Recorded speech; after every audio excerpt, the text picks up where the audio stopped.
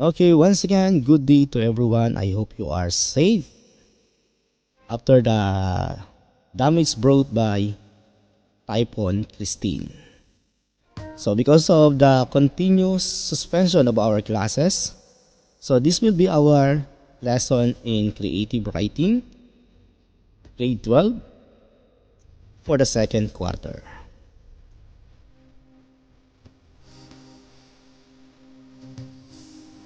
Okay, so it is entitled Understand Intertextuality as a Technique of Drama and Explore Different Staging Modalities vis-à-vis envisioning the script.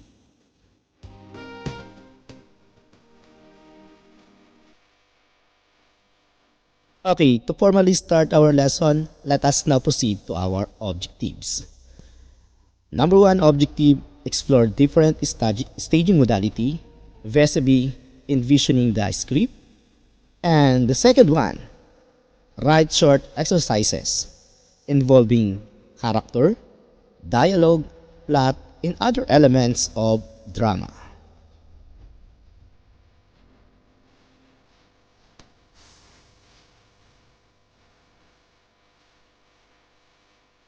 Okay, before we proceed to staging modality, let us now first define intertextuality. What is intertextuality? Sometimes, a work of literature refers to another important work in subtle or direct ways. This is called intertextuality. It may be as simple as references to another text or the literary themes in that text, or it may build on what the reader already knows from the original text. Either way, this is an important concept in literature. So, in short word, intertextuality is a literary literature po, or literary work that will serve as our reference in our new literary work. For example, we are author, we are using another non-literary literature in order to serve as our reference or to connect to our readers.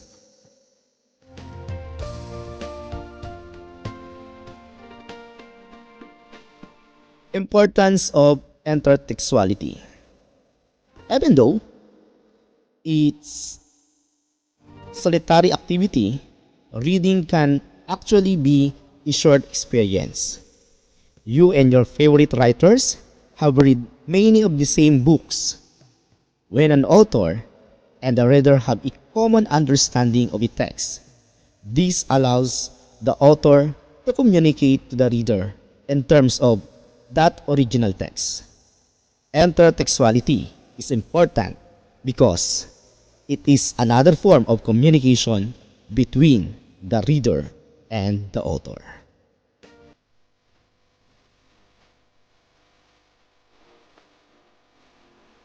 What are the types of intertextuality? Intertextuality can take many forms, and you will recognize many of them from your favorite books. There are some types of intertextuality you may have encountered. Number one, we have the so-called allusion. This literary device involves directly referring to something else, often another literary text. Examples of allusion may be as simple as referring to a character or quoting a line. For example of character, we have Achilles and Troy, or in Greek mythology, Zeus. So, when we use Zeus in our literary work, for example, the strength of Mr. Dugos was given by Zeus. Our reader already know that Zeus is the supreme god in the Greek mythology. So, that's an example of allusion. And another example, quoting the famous line in the literary work, like for example, in Bible, do unto others as others do unto you. Okay, so quoting that line can give reference to our readers because our reader already know that quotation or saying.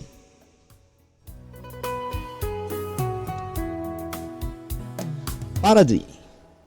So parody, when one piece of writing uses many of the same elements of another but does it in a new and funny way, it is an example of parody. The parody may copy the setting, plot, characters, or other parts of the original work.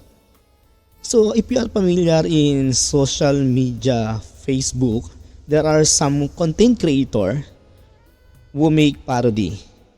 For example, the serious scene in Ang Provinciano before, there are some content creators use that scene, the name of the character, but instead of being serious for that specific scene, like for example, a shootout incident.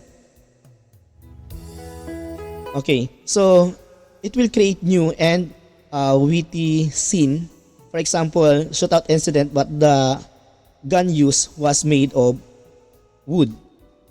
So, kung ani natin, it's parang bata o in the context of witty. Not on that exactly what they copy.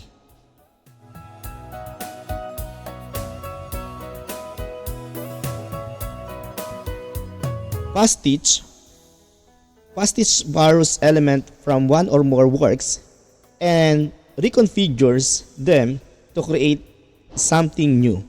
It is generally a respectful type of borrowing that gives credit to the original and it's not plagiarism. Okay, so in my opinion, I think the example of it is Maria Clara, which from the No Limitang Here, Maria Clara create another story. But if we're going to examine the character, the setting, and some of the plot was almost the same to the original text of No Limitang Here. But if you will examine carefully, you will notice that there are some part of the scene which is not belong to the old version of No Limitang Here.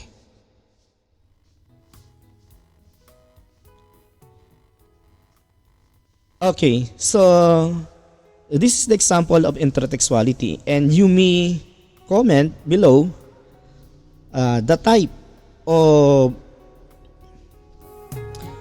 intertextuality is it.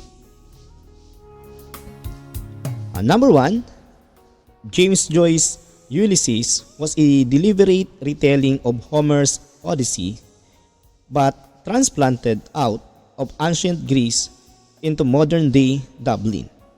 The various chapters in Joyce's novel correspond to the adventures of Odysseus in Homer's epic poem. For Joyce, the point of this deliberate intertextuality was to show that originally people can experience something heroic in this everyday life. Okay. So another example of intertextuality, Stephen Frishfield's novel, The Legend of Bagger Vance, which adapted into the movie starring Will Smith, was originally written as a retelling of the Hindu epic Bhagavad Gita. The name Bagger Vance is supposed to sound like Bhagavad in the original Hindu epic. The god Krishna discusses the importance of enlightenment and warrior virtues with With Prince Arjuna, the novel or movie transplant this ancient story onto the link of a golf course. Third example, the actor Christopher Guest appeared in countless comedy movies in the 1980s, including such classics and The Princess Bride 1987 and This is the Spiral Tap 1984. In the earlier film, he plays a heavy metal guitarist who amplifier, as we learn in one scene, can be turned up to 11 instead of the usual 10. 3 years later, he appeared on Sin Again, playing a man with 6 fingers in his right hand. The character had 11 fingers instead of 10. Fans had wondered ever since whether this was a deliberate reference to a spinal tap or just an ancient, deliberate, or latent intertextuality.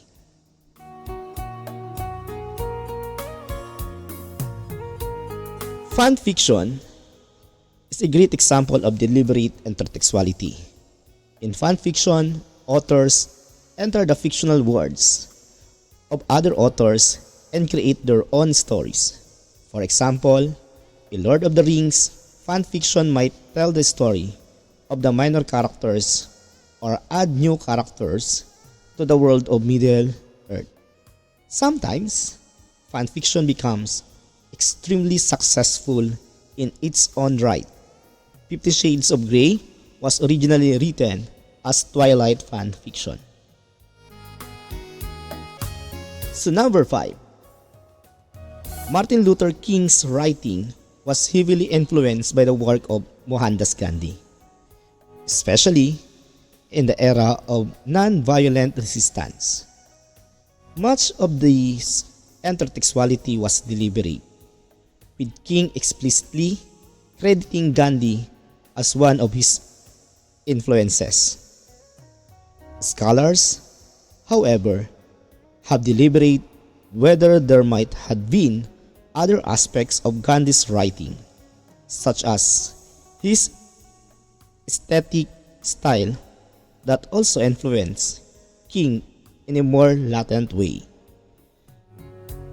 Okay, so this source came from http://literarydevices.net/intertextuality. Okay, at this point, let us now proceed to other part of lesson. Staging modalities.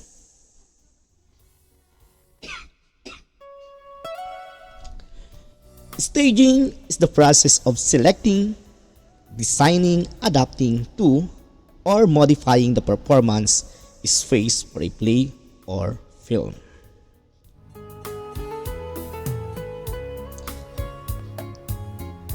Types of theater stages. Number 1, we have proscenium. Possesses an architectural frame known as the proscenium arcs. Although not always arcs in shape, the stage is gently sloped, rising away from the audience.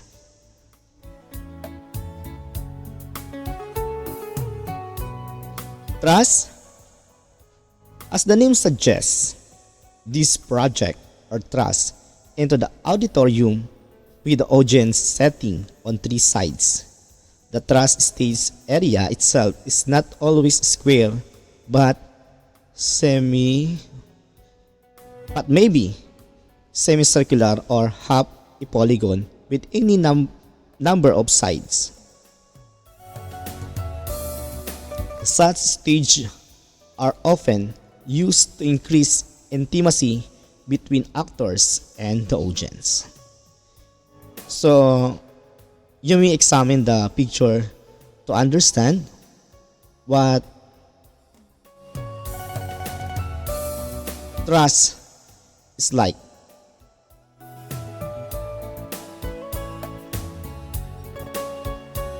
The third one, we have theatres and round. These have a central performance area enclosed by the audience on all sides. The arrangement is really round. More usually, the setting in a square or polygonal formation. The actors enter through islets or dormitories between the setting. Scenery is minimal and carefully positioned to ensure it does not obstruct the audience view.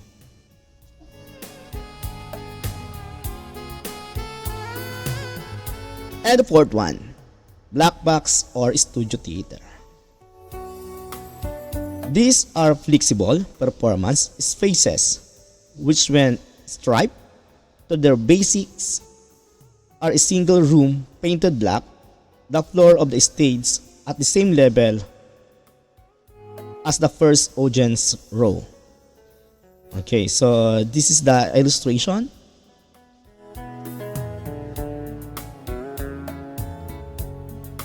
And number 5, platform. This usually consists of a raised rectangular platform or one end of a room. They can be either have a level rake slope floor. The stage is open and without curtain. They are sometimes known as end stage or open stage. So in my experience, platform usually or commonly used in meeting the avance or in concert. Okay, so nowadays, so that's the common use of platform. But it may also serve as venue for drama or play.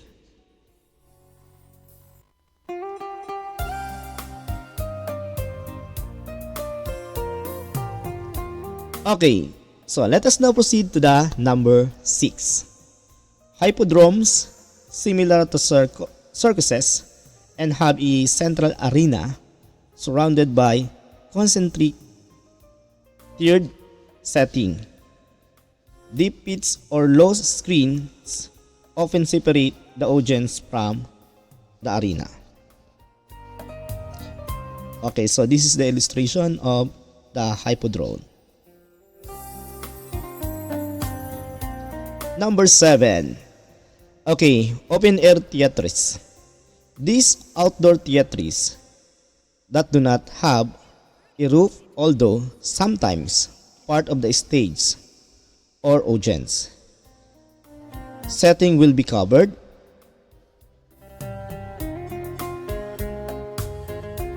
This stage may use of the neutral light as it changes during the day, particular sunset.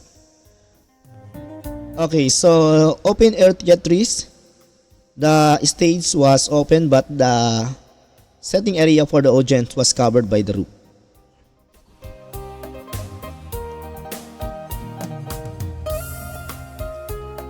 Number 8, promenade.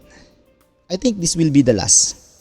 Okay, so a promenade theatre is when people move around from stage to stage. It makes people feel like they are more of a part of the performance and is more of an experience than a play. It is used most of the time for plays that are set in the medieval era. So nowadays, if you are going to examine, it's look alike showtime. Okay. So we can interact to the host or actor actress in the stage as our audience. Okay, so I think that's the end of our discussion. I hope you learned something from our lesson this day. So goodbye and keep safe, everyone.